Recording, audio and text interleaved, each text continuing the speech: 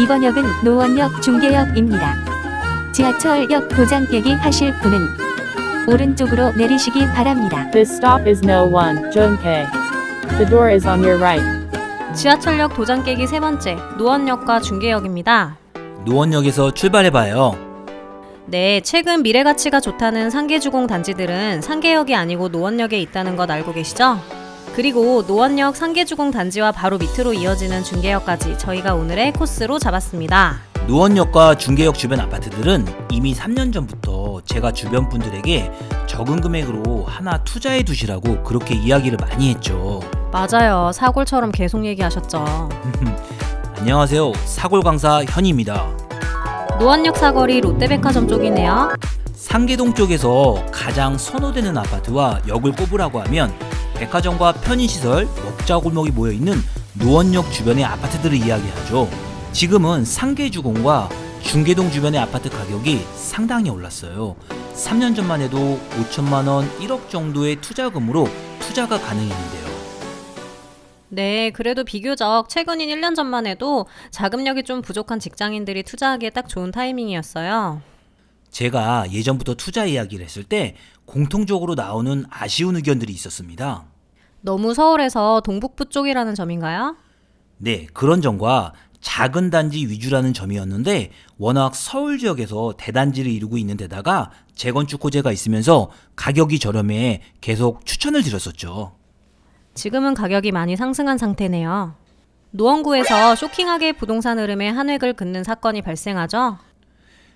네, 바로 2년 전에 상계동에서 최초로 재건축을 진행한 상계주공 8단지가 포레나 노원으로 새롭게 탈바꿈한 것이죠.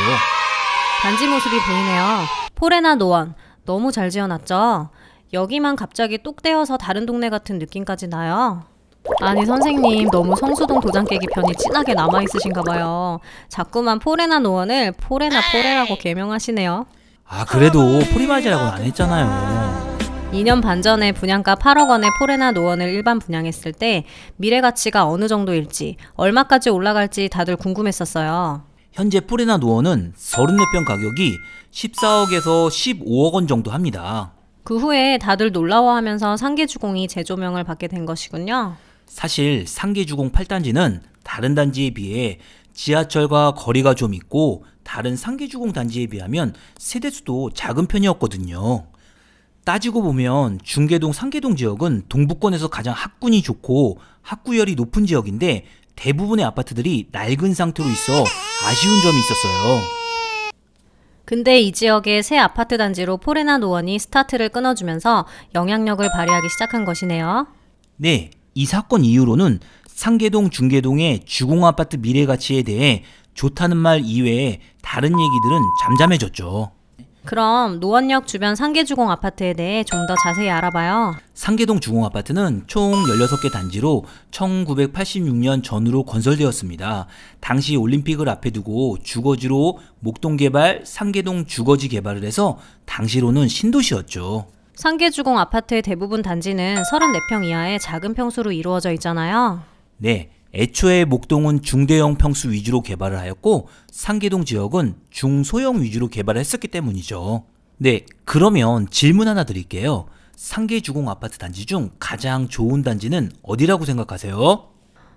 아무래도 노원역 사거리 백화점 등 편의시설이 집중된 곳과 가까운 단지들이 아닐까요? 가격도 가장 비싸거든요. 네, 잘 보셨어요. 4호선, 7호선 두 노선이 교차하는 노원역을 끼고 있는 3단지, 6단지, 7단지가 가장 선호되는 단지이고 물론 가격도 가장 높습니다. 이 세 개 단지 중 어느 한 단지라도 가지고 계신다면 재건축 끝까지 두고 가시는 걸 추천드려요. 재밌는 사실 하나 짚어보고 가죠. 재미는 늘 옳습니다. 상계주공 7단지 안에서도 단지별로 가격 차이가 나고 6단지 안에서도 단지별로 가격 차이가 나는 것 아세요? 2천만 원 정도 같은 평형인데도 차이가 있어요. 예를 들면 상계주공 7단지는 노원역을 기준으로 길쭉하게 있거든요. 그래서 지하철역과 얼마나 가깝냐에 따라서 703동과 지하철이 먼 714, 15동 쪽은 같은 평수라도 그 정도 가격 차이가 있는 거죠. 3단지, 6단지도 비슷하게 보면 되겠네요. 같은 단지 안에서도 출퇴근 시 지하철 접근성이 어떠한가에 따라서 가격 차이가 난답니다. 그럴 수밖에 없을 것 같아요. 출근 전 아침 1분은 완전 소중하잖아요. 이제 포레나 노원을 제외하면 상계주공 아파트 단지 중 현재 재건축 속도가 가장 빠른 단지는 5단지잖아요. 상계주공 5단지와 6단지는 위치상으로 붙어 있어서 같이 재건축이 된다면 금상첨화일 텐데요. 아마도 대지 지분이 다르고 사업 추진 주체가 다르기 때문에 공동 재개발은 쉽지 않죠. 네, 현재 그러면 상계동 재건축 속도는 상계주공 5단지가 가장 빠르고 가격도 그걸 반영해서 많이 올랐다고 보면 되겠네요.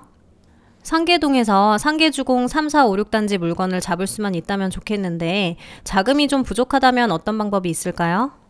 상계주공 3, 4, 5, 6 단지의 가격이 비싸면 중계역이 가까운 상계 1, 2, 4단지 그리고 마들역이 가까운 9, 11, 12단지도 좋습니다. 상계주공 아파트 단지들은 대부분 단지에서 7호선 지하철역 접근성이 좋은 것이 특징이네요. 네, 그래서 노원역 주변 단지의 가격이 너무 부담된다면 지하철이 가까운 상계동의 다른 단지를 선택하시는 것도 좋은 투자의 방향이죠. 상계동은 재건축과는 뗄래야 뗄 수 없는 지역이라서 하나 더 이야기하고 갈게요. 먼저 우리가 같이 봤던 포리마제, 포레나 노원은 시기적으로 빨라서 재건축 규제를 거의 받지 않은 단지입니다. 다른 상계주공 단지들은 이제 현재 시점에 재건축 규제 적용을 받게 되는 거네요. 네, 특히 재건축 초과이익 환수제 분담금 등의 규제 적용을 그대로 받습니다. 그래도 강남의 재건축 단지에 비하면 비교적 적은 금액이 들어가니 어느 정도의 분담금을 준비한다면 투자할 만한 지역입니다. 목동 아파트 단지들과 상계주공 단지들 재건축의 차이점이 있을까요? 목동 아파트는 큰 평수 단지들이 많죠. 그래서 일반 분양이 많이 나와요. 일반 분양을 한 수익금을 조합원들이 나누어 가질 수 있다는 얘기예요. 세대수가 많고 작은 평수로 이루어진 상계주공 단지는 목동에 비해 일반 분양분이 적게 나오겠네요. 일반 분양분이 적으면 전체 조합원의 분담금이 많거나 수익이 작아진다는 부분이 있어요. 그런데 이런 차이보다 중요한 것은 새 아파트로 탈바꿈하였을 때 미래 가치가 얼마나 좋은가입니다. 네, 그러면 기승전 상계주공 아파트 투자는 좋다로 결론 냅니다. 상계동을 떠나기 전에 노원역 주변 상계주공 6단지 옆에 상계 중앙하이츠 1, 2차 아파트가 있어요. 네, 중앙하이츠는 투자의 관점으로 어떨까요? 이 아파트는 재건축 등 미래 가치도 중요하지만 본격적으로 상계주공 단지들의 재건축이 추진된다면 이주 수요 때문에 가격이 오를 수 있는 아파트가 되겠습니다. 준공 연도도 97, 98년도이고 주차장도 우수해서 대표적으로 전세가와 매매가가 차이 안 나는 아파트예요. 기억해 두시면 좋아요.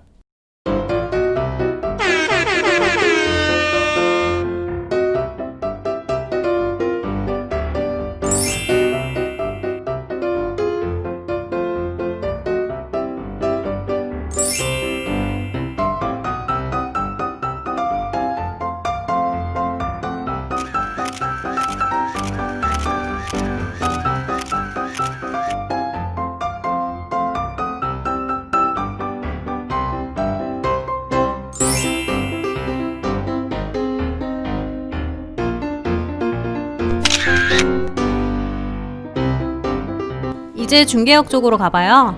중계동 은행 사거리는 유명하죠. 서울의 3대 학원가라고 하잖아요. 네, 대치동 학원가, 목동 학원가, 중계동 학원가 3종 세트죠. 중계동 학원가는 중계역 쪽에서 좀 더 안쪽으로 들어가 있는 은행 사거리라는 곳에 모여 있습니다.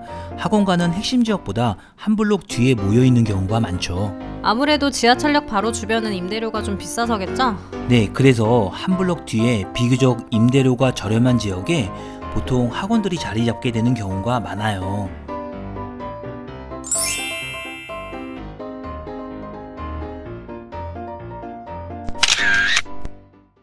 자, 이 중계역 주변에는 아까 언급드린 상계주공 1, 2단지가 붙어 있고요. 중계역에 터줏대감 노릇을 중계 무지개 아파트, 그린 아파트가 있어요. 네, 이 두 아파트는 중계역의 핵심 아파트잖아요.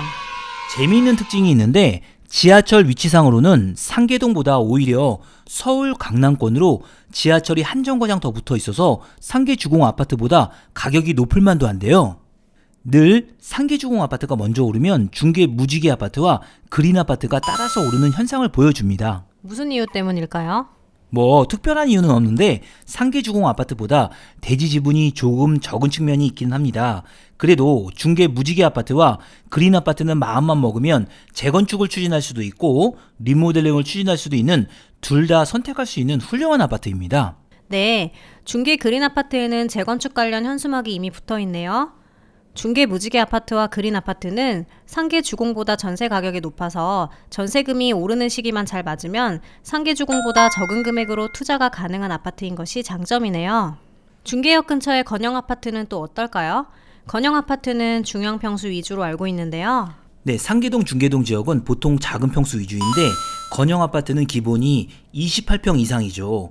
이것도 나중에 리모델링을 추진할 때 중계역이 가까워 미래 가치가 좋은 아파트입니다.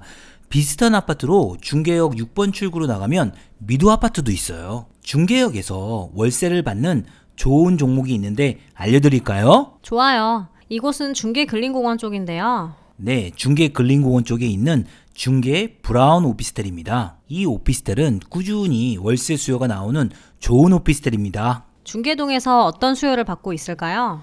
중계동 학원가가 은행 사거리에 있는 반면에 중계역 쪽에는 딱히 상가 지역이 없어서 이 중계 브라운 오피스텔이 학원 관련 수요로 늘 월세가 잘 나오는 지역이죠.